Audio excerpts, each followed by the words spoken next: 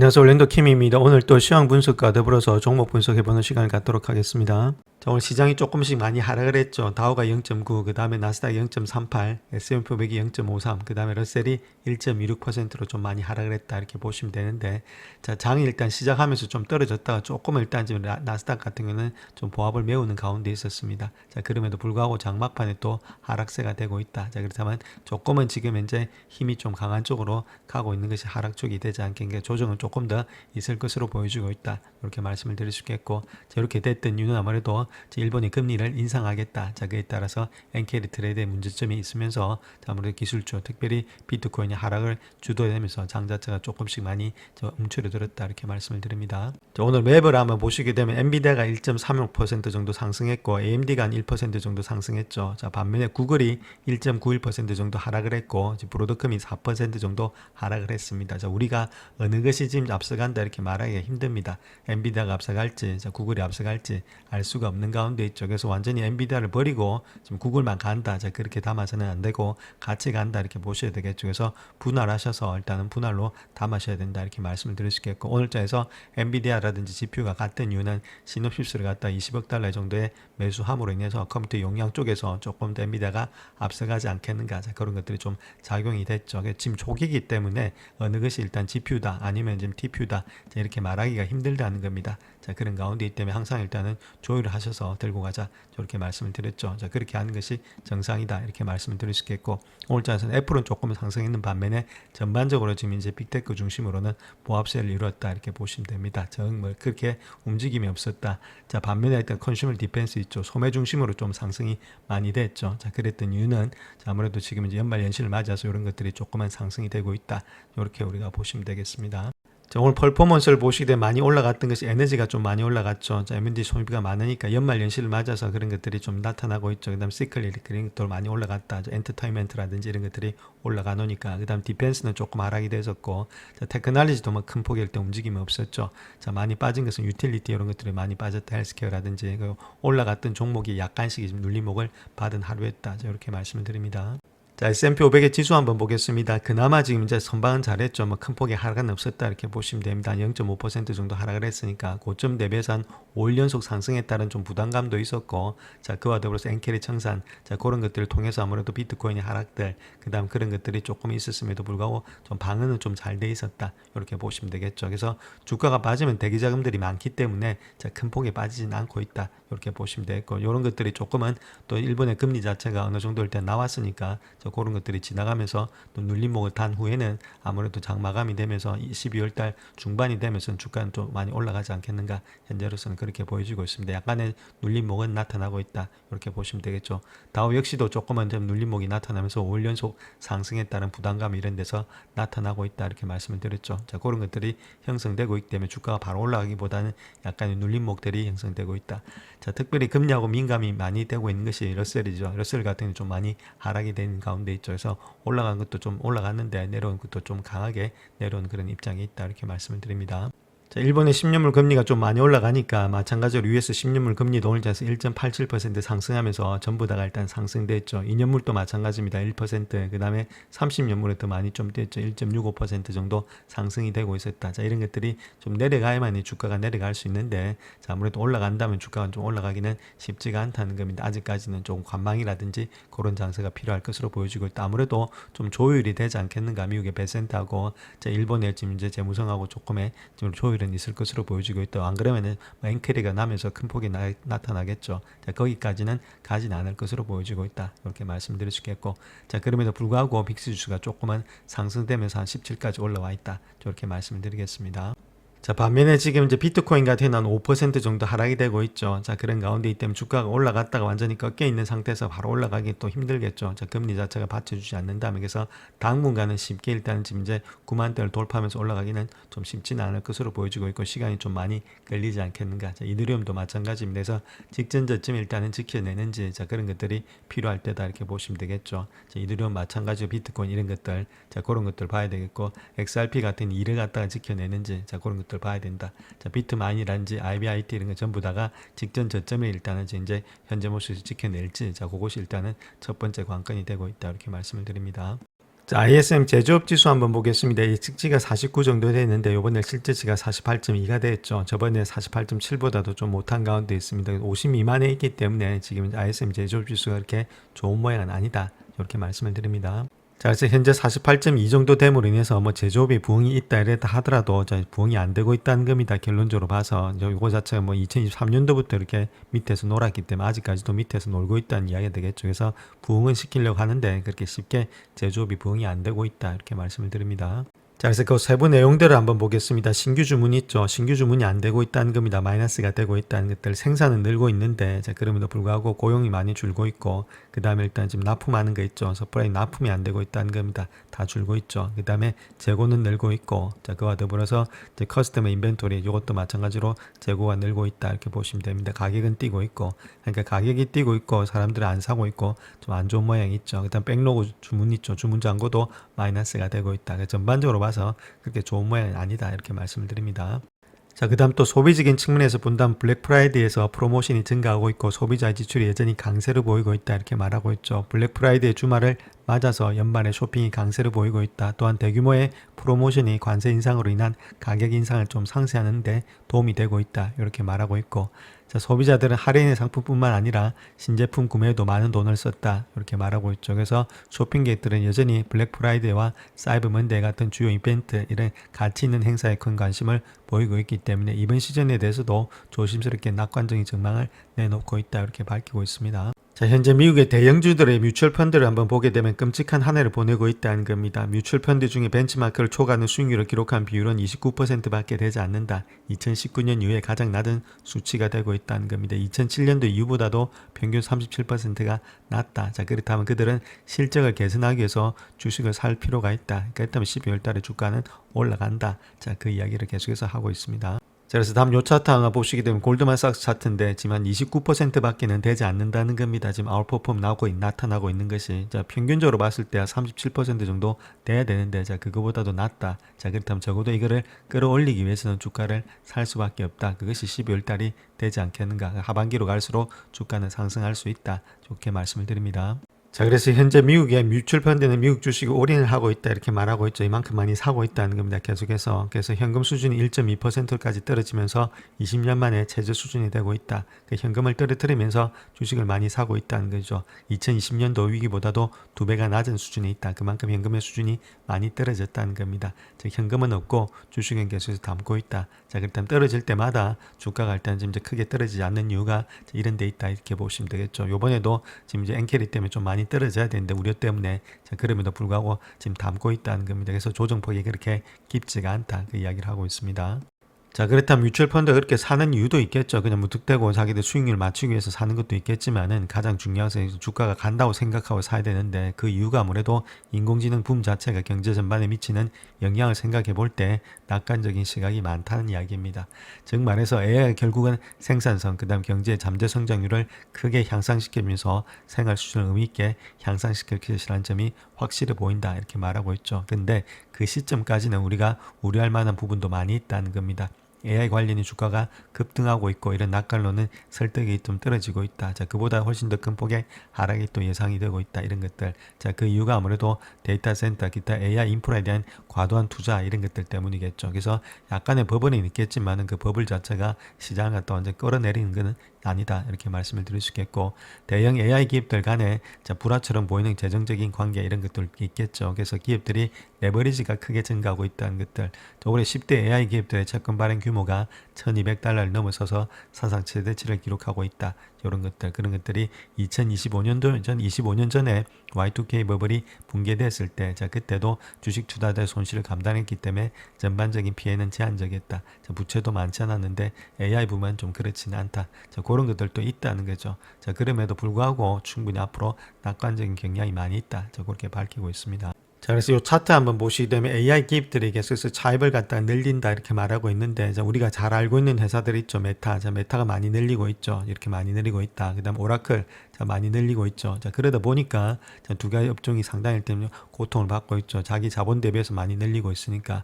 자, 반대로 알파벳도 많이 늘리고 있습니다. 줄이는 게 아니고 빌리고 있다. 근데 지금 이제 돈을 벌고 있으니까 큰 문제가 안 되는 거고, 자, 브로컴 역시도 마찬가지로 많이 빌리고 있죠. 그래서 모든 회사들이 지금 발로 하면서 아마존 마찬가지입니다. 있다. 자, 그런 식으로 일단은 지금 이제 돈을 빌리면서 확대를 시키고 있다. 자, 그 이유는 아무래도 여기서 지면 안 되니까 이렇게 되지 않겠는가. 자, 그렇게 보여주고 있죠. 시간을 조금 보면서 우리가 2020년도는 좀 기다릴 타이밍이고 정말로 실질적인 수익이 이쪽에서 계속해서 발생이 되는지는 지켜볼 때다. 자, 이렇게 말씀을 드립니다.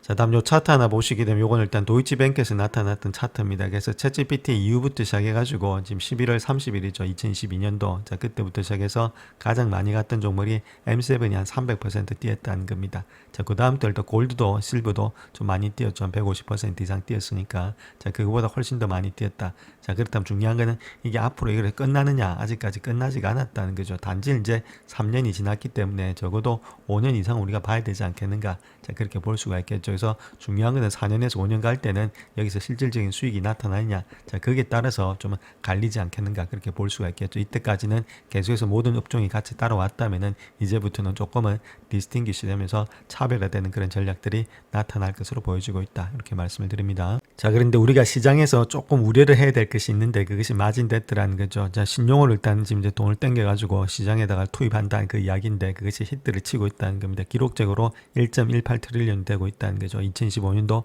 10월 달에 그만큼 많이 증가가 됐다는 겁니다. 한 45.2%가 증가됐는데 자, 이렇게 급격한 증가는 시장의 밸류에이션의 급등 속에서 투자자들이 위험의 감수 성향이 높아지고 있다. 그래서 우리가 피해야 될 것은 돈을 빌려서 일단 투자한다. 3배짜리 레버리지 한다. 자, 이런 것들은 좀 조심을 해야 된다. 이렇게 먼저 말씀을 드릴 수 있겠고 그 다음에 너무 고평가되어 있는 주식을 고점에서 일단 올라가서 사는 것은 좀 힘들다. 많이 내려왔을 때 사는 거는 문제가 없는데 쫓아가서 자, 그 다음에 일단은 레버리지 거래 이런 것들은 하지 말자. 이렇게 말씀을 드립니다. 자, 올해 들어서도 개인 투자가들의 미국 주식과 ETF 매수가 2024년도 수준보다도 50%는 높다 이렇게 밝히고 있는데 매수 속도가 지난 5년의 평균에 거의 2배 달하고 있다 이렇게 말하고 있죠. 2021년도 밈 주식의 열풍을 능가하기도 하고 있다. 이런 것들은 좀 문제가 또 될 수도 있습니다. 특별히 엔비디아의 주식 매수가 가장 많았다 이렇게 밝히고 있는데 중요한 건 언제부터 많았냐면은 지금 이제 11월 달 들어와서 좀 많았다는 겁니다. 즉 고점 부근에서 상당히 많이 샀다. 자, 그 이야기를 하고 있죠. 그때가 엔비디아를 상당히 많이 샀고 그러니까 고점에 올라갈 때 많이 샀다는 겁니다. 그다음 테슬라 이런 것들, 마소, 그다음 오라클, 아마존 이런 식으로 거의 다 샀다는 거죠. 자, 구글 이런 거는 좀 적게 샀고 자, 아무래도 좀 많이 가는 종목들을 많이 샀는데 좀 고점 부근에 샀는 것이 아무래도 좀 개인들이 되지 않나 그렇게 보여집니다. 자, 그럼에도 불구하고 지금 뱅가드 S&P 500의 ETF인 VOO 있죠. 이것이 11월에 208억 2천만 달러의 순이익을 기록했다 이렇게 말하고 있고 최소 4년 만에 2배째로 높은 수치가 되고 있다. 그만큼 많이 사고 있다는 겁니다. 이렇게 사고 있기 때문에 지수가 그렇게 빠지지가 않고 있다는 겁니다. 빠지면 누군가가 사고 있기 때문에 주가가 그렇게 큰 폭으로 빠지지 않는 것이 여기 있다. 이렇게 보시면 되겠죠. 5개월 연속의 유입을 의미하고 있는데 상당히 일단 많이 들어오고 있죠. 그래서 현재까지 VO의 순유입은 17% 증가하면서 1242억 9천만 달러에 달하고 있고 설립 이래 가장 큰 유입액이 기록할 전망이 되고 있다. 그렇게 말하고 있죠. 그래서 2023년도 초부터 이 펀드의 순자금 유출을 보인 달이 한 달뿐이었다. 이렇게 밝히고 있습니다. 그래서 이제 유출은 별로 없고 이때 한 달밖에 없고 계속해서 일단은 계속 유입이 되어 왔다는 거겠죠. 그래서 역대 최대 소주로서 미국의 대형주에 돈들이 몰리고 있다. 이렇게 보시면 됩니다. 그래서 대형주가 그렇게 빠지지 않는 이유가 이런 데 있다. 이렇게 말씀을 드립니다. 자, 일론 머스크가 AI 미래를 예측하기 위해서 테슬라가 아닌 두 가지 주식을 추천한다. 그렇게 말하고 있죠. 그래서 강력한 상승세를 보이고 있는 알파벳, 그 다음 엔비디아 이 주식이 테슬라 CEO가 기회를 본 이유가 있다. 그렇게 말하고 있습니다. 자, 그렇다면 왜 그렇게 주식을 피기했는지 거기에 대해서 한번 살펴보겠습니다. 자, 그래서 엔비디아와 구글이 택했던 이유는 아무래도 AI와 더불어서 로봇 기술이 매우 중요해질 건데 AI 로봇 기술 자체가 생산되는 상품이란지 서비스 양이 너무나 많아서 다른 모든 것을 압도한다. 그렇게 말하고 있죠. 그러니까 이쪽에 실질적으로 들어갈 수 있는 칩이라든지 어플리케이션 그런 것들을 할 수 있는 회사가 구글하고 엔비디아다. 그렇게 밝히고 있습니다.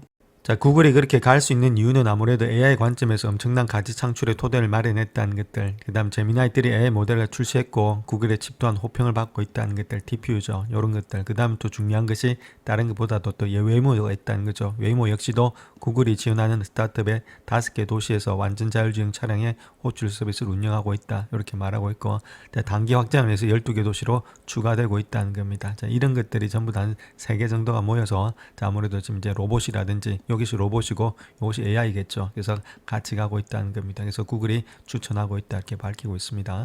자, 그래서 모건 스탠리에 따르면 현재 구글에 대해서 2027년도에 약 5만 개의 TPU, 그 다음에 2018년도엔 7만 개의 TPU를 예측하고 있는데 2년 동안에 1200만 개의 TPU를 갖다가 예측을 하고 있다는 겁니다. 요거는 4년 동안에 790만 개 TPU를 예측한 것과는 상당히 대조적이다. 그만큼 이제부터는 좀 잘 팔릴 가능성이 있다. 자, 그 이야기를 하고 있고 50만 개 TPU가 판매될 때마다 130억 달러의 매출, 그 다음에 0.4달러 정도의 EPS가 추가될 것으로 추정이 되고 있다. 이렇게 말하고 있죠. 또 코스트 측면에서 본다면은 TPU의 1기가와트당의 코스트가 약 한 7억 달러로서 엔비디아의 GPU 스택보다는 30%가 낮다. 이렇게 밝히고 있습니다. 그러니까 아무래도 코스트가 낮으니까 이런 쪽으로 많이 특화된 ASIC 이런 TPU를 갖다 많이 구매하겠다. 그렇게 밝히고 있습니다. 자, 그 다음 또 엔비디아는 뭐 말할 것도 없다. 그렇게 이야기하고 있죠. 전년 대비 62% 매출의 증가를 달성했는데 AI 중추 산업이 되고 있고 그건 아무래도 데이터 센터에서 나왔다. 그렇게 말하고 있죠. 자, 구글이 머스크 회사들과 좀 경쟁하는 동안에 엔비디아는 테슬라의 든든한 파트너가 되었다. 자, 그렇게 말하고 있고,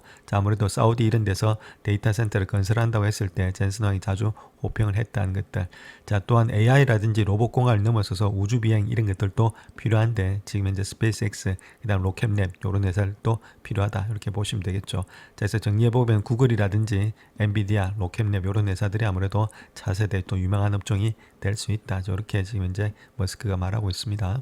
자, 12월 달 들어서 월가의 성자들이 몰리는 시기다 이렇게 말하고 있는데, 자, 우리가 봐야 될 것은 좀 하반기로 갈수록 좀 더 많이 상승한다 이렇게 말씀을 드렸죠. 자, 그렇다면 왜 이렇게 상승이 될 수 있는지 그 이유에 대해서 한번 살펴보겠습니다. 자, 오펜하임에 따르면 시장의 승자는 12월까지 계속해서 좋은 성과를 거둘 것이다. 자, 요 말은 같은 종목이 계속해서 간다 그 이야기를 하고 있습니다. 물론 약간의 지금 S&P 500이 험난한 시작을 좀 보였음에도 불구하고 주가는 뭐 브로드컴 이런 것들은 계속해서 달릴 수 있다. 자, 그 이야기를 하고 있죠.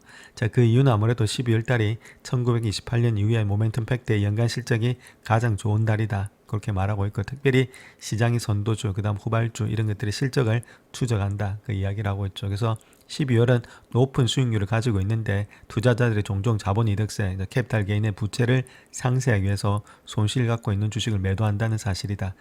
세금을 갖다가 세금의 손실을 수확하는 것이다. 이렇게 말하고 있는데 그 내용이 뭐냐면은 일반적으로 투자자들이 자본 손실을 실현하고 그 다음에 자본이득을 상쇄시키기 위해서 실적이 저조한 주식을 매도해서 세금을 줄이려는 그런 식이다. 이렇게 보시면 되는데, 자, 요 말이 어떤 거냐면은 주가가 내려가는 종목들이 있죠. 계속해서 내려가는 종목들.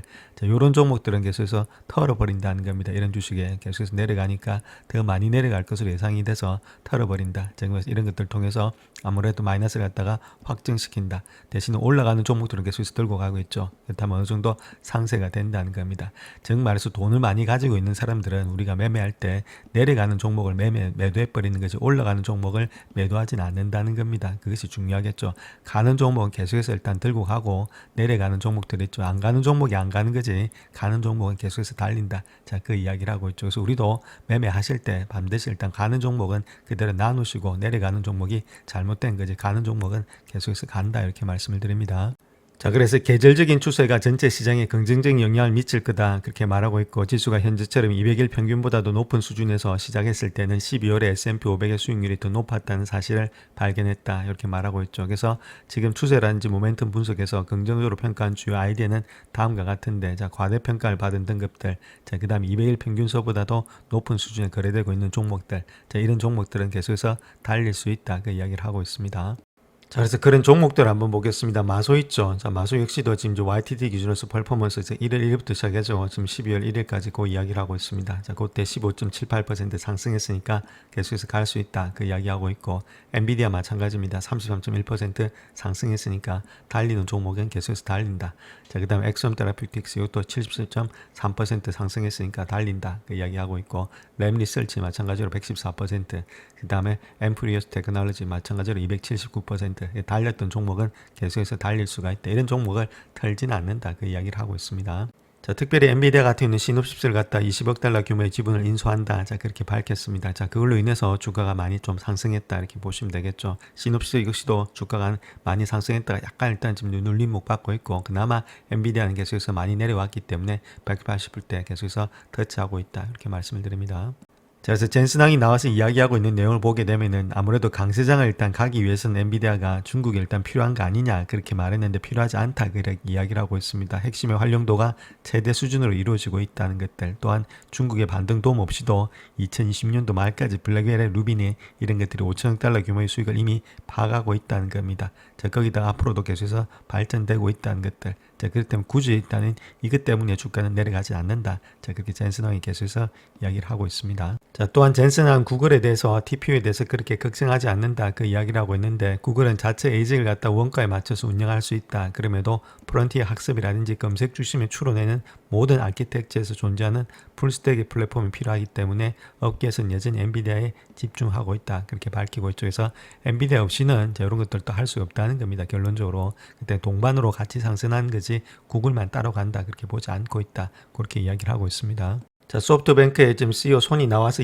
손정희가 나와서 이야기했던 내용을 보게 되면은 자기도 일단 엔비디아 주식 한 주라도 팔고 싶지 않았다 그렇게 말하고 있죠. 다 팔았지만은. 그래서 그 이유는 오픈 AI라든지 다른 기회에 투자할 돈이 필요해서 팔은 거지 자기가 팔고 싶어서 판 건 아니다. 자, 그렇게 말하고 있죠. 그래서 초지능이 도래하게 되면 전 세계 GDP의 최소 10%가 AI라든지 AI 로봇으로 대체가 된다. 자, 그것 때문에 팔은 거지 엔비디아를 다 던질 이유는 없었다. 자, 그렇게 계속해서 이야기를 하고 있습니다.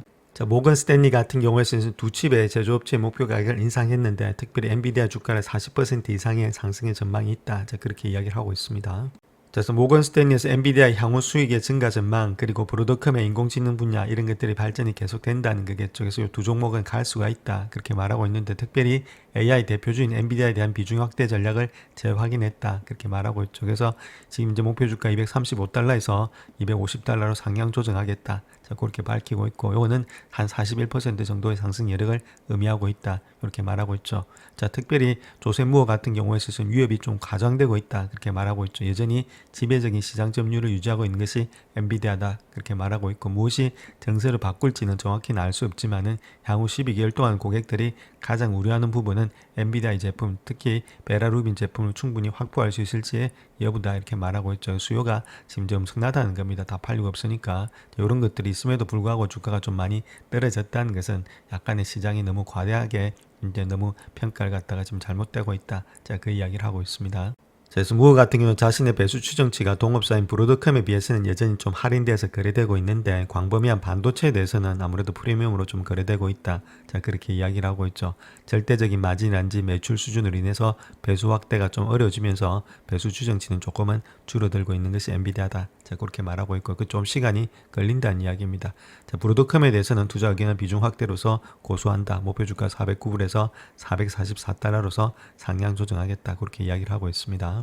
자, 브로드컴 같은 경우에는 AI 사업의 진출을 긍정적으로 평가하고 있고 회사의 성장 잠재력을 높이 평가하고 있다. 특별히 TPU 있죠. 이런 것들이 순풍으로 꼽히고 있는 것이 브로드컴이다. 같이 올라갔죠. 구글하고.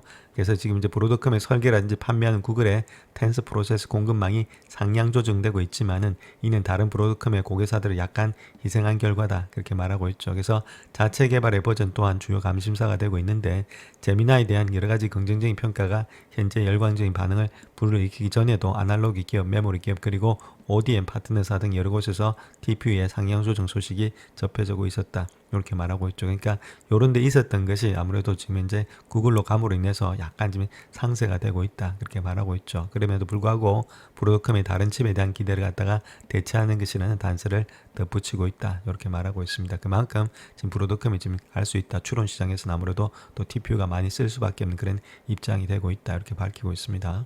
자, 그래서 특별히 고객사인 메타를 위한 MT-AI 빌드 있죠. 2016년도 하반기에도 여전히 물량이 예상되고 있다. 이렇게 말하고 있고 좀 다소 연기가 되고 있는데 자, 예상대로 TPU를 사용한 것으로 대체된 것으로 보이고 있는 것이 메타다. 이렇게 밝히고 있고 자, 또 하나 메타와 더불어서 오픈AI는 적어도 부분적으로는 ASIC의 사용에 익숙해지면서 궁극적으로 내부 ASIC으로 마이그레이션 하기 위해서는 TPU 같은 것들 사용하고 있다. 이렇게 밝히고 있죠. 물론 이 시장도 추론 시장이니까 커질 수밖에 없습니다. 그런데 지금 이제 AI 시장이 같이 커지니까 엔비디아와 더불어서 지금 TPU 시장이 같이 갈 수밖에 없다. 저 그렇게 말씀드리겠습니다. 자, 그 다음 또 경쟁의 압력으로 인해서 엔비디아 주가는 20% 정도 하락할 수 있다. 이렇게 전망하는 회사도 있습니다. 매도 등급을 제시하고 있는데 자, 그렇다면 이런 회사들도 알아봐야 되겠죠. 왜 어떤 논리로 이렇게 하고 있는지. 자, 그 논리에 대해서 한번 살펴보겠습니다. 자, 월가 하우스 중에서 시폴트라는 회사인데 단독으로 매도 등급을 매긴 회사다. 유일한 회사다. 이렇게 밝히고 있죠. 그래서 애널리스트 제이 골드버그가 일요일자 기사에서 엔비디아에 대한 매도 의견을 재확인했다. 그렇게 밝히고 있고 목표 주가 140달러. 자, 그렇게 밝히고 있죠. 그래서 한 21% 정도 낮은 수준에 있다. 이렇게 말하고 있는데 중요한 건 왜 그렇게 하는지 그게 대해서 한번 살펴봐야 되겠죠. 그래서 골든버그 같은 경우는 엔비디아의 사업이 여전히 견고하다 그렇게 믿고는 있는데 AI 붐의 급등으로 인해서 다양한 판매 메커니즘 그다음 상당한 불투명한 회계가 있었다. 자, 그 이야기를 하고 있는데 자, 지난주에 인터넷은 엔비디아를 둘러싼 온갖 회계 이론으로 가득 찼죠. 마이클 버리 때문에. 자, 그런데 여기에서는 악의적인 행위는 발견되지 않았다. 그렇게 말하고 있죠. 자, 간단히 말해서 엔비디아는 점점 더 치열해지는 경쟁의 압력이 있다. 자, 그로 인해서 이에 대응하기 위해서 다양한 판매 방식에 적극적으로 의존해왔다. 이렇게 말하고 있고, 자, 이러한 조치들이 재무제표에는 완전히 반영되진 않았는데 이미 중요한 의미를 지니고 있고 내년에는 상당한 성장세를 보일 것으로 예상이 되고 있다. 자, 그 이야기를 하고 있죠. 근데 지금 현재 골든버그 같은 경우는 엔비디아 260억 달러 상당의 선풀 클라우드의 컴퓨팅 비용을 구체적으로 언급하고 있는데 자, 엔비디아는 이 비용을 갖다가 자사 DGX의 플랫폼의 R&D라든지 클라우드 서비스 제공에 사용할 것이라고 밝히고 있다. 자, 그런데 R&D의 전역으로 사용하지 않을 것으로 예측이 되고 있고 오히려 엔비디아가 특정 고객에게 제공한 일종의 리베이트로 볼 수가 있다. 자, 그렇게 말하고 있죠.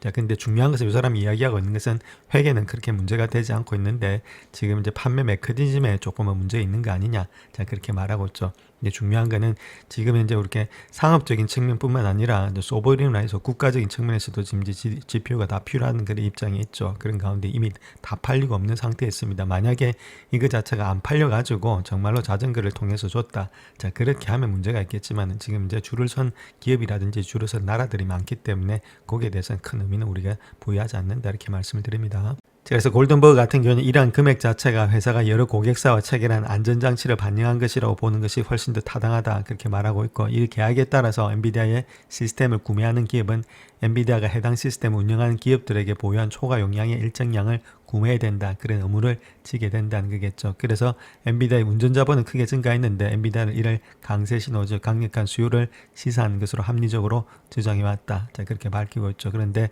골든버그 입장에서는 엔비디아가 고객들에게 한 수많은 투자와 약속을 또 다른 잠재적 경고 신호로 강조한다. 그렇게 밝히고 있습니다. 자, 그 다음 또 투자에 대해서 이야기하고 있는데 비상장 기업에 한 60억 달러 투자할 거다. 그래서 추가로 한 170억 달러 투자할 계획이 있는데 인텔에 50억 달러 포함해서 170억.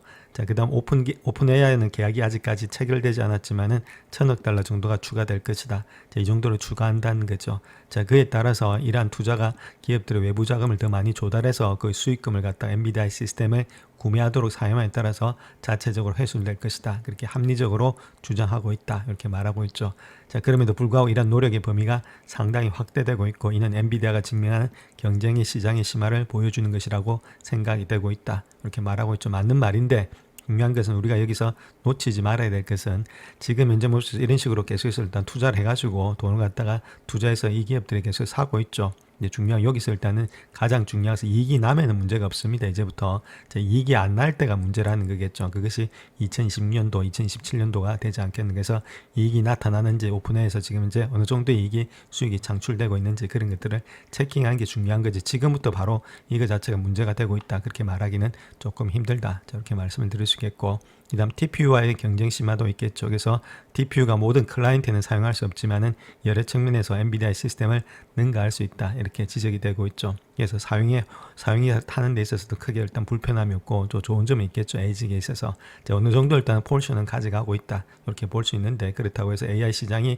좀 적어지면 문제가 있지만 폴션이 커지고 있고 계속해서 캐파가 커지고 있기 때문에 이런 게 어느 정도 경쟁이 돌아도 큰 문제는 없다. 이렇게 보시면 되겠죠. 그래서 전반적으로 봐서 맞는 이야기도 있는데 시간은 우리가 조금 더 보면서 우리가 가려봐야 될 때가 아니겠는가 그렇게 보여집니다. 자, 현재 레이팅을 주고 있는데 66명이 바이 레이팅을 주고 있다 이렇게 보시면 되겠고 23명이 스트롱 바이, 그 다음에 16명이 바이, 6명이 홀드고 1명이 언더퍼폼이다 이렇게 보시면 되겠죠. 한 250불 정도가 지금 이제 적정한 목표 가격이다. 자, 그렇게 밝히고 있습니다. 영상을 끝까지 시청해 주셔서 감사합니다. 영상이 도움이 되셨다면 구독과 좋아요 부탁드립니다. 감사합니다.